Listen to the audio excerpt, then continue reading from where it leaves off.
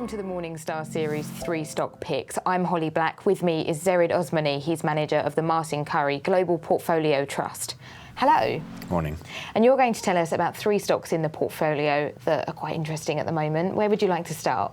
Sure. Well, we can start with one of our strong picks, which is Ferrari. Ferrari is a company that doesn't need introducing. It's a very strong brand, very recognizable. What we like about the stock is both its brand equity, which feeds into strong pricing power, has got high barriers to entry because it takes decades to build this type of brand. So the brand equity is very high. It's got a very attractive growth profile in terms of opening the market to emerging markets in particular, where it's still underrepresented. And it's got a very attractive returns profile. If you think about the autos sector globally, the return on invested capital of that sector is in the region of 8%.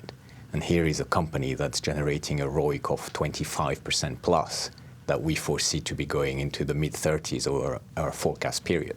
So very attractive returns, very attractive growth profile, which we estimate to be in the low teens at the top line and in the mid to high teens in terms of profits. And where they're getting that from is volume growth, but also pricing power.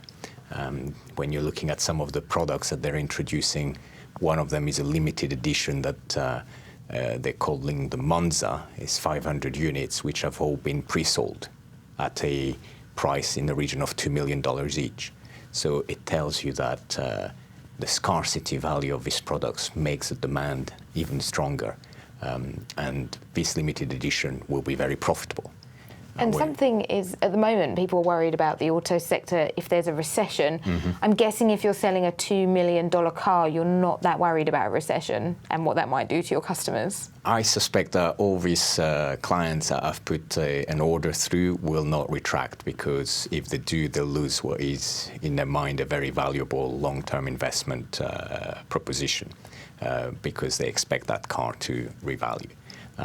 The other exciting thing is when we talk to the management of Ferrari and we talk about this pricing power, they very much understand now the opportunity to regularly launch a new limited edition, maybe every 4 to 5 years, which will give them that ability to really price up those products and generate high returns on these special editions.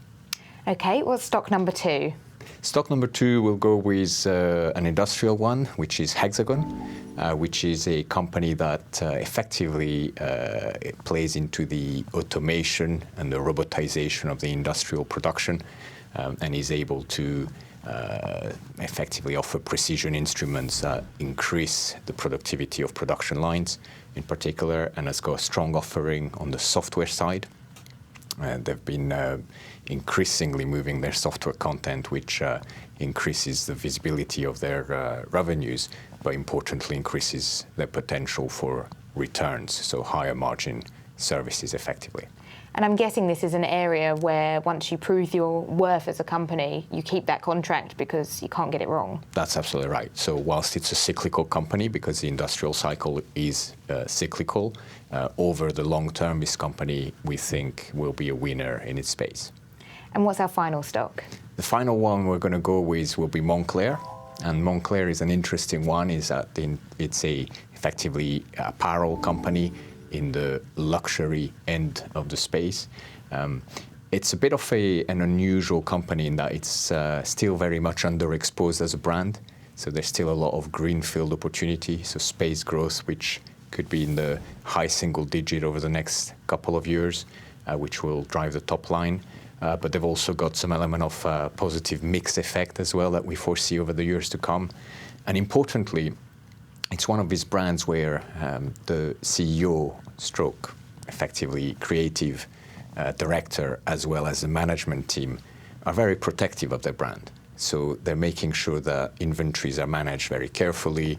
They're making sure to not overexpand the brand, overextend it, and therefore their pricing power is remaining very strong. Not having too much inventory clearly keeps the returns high.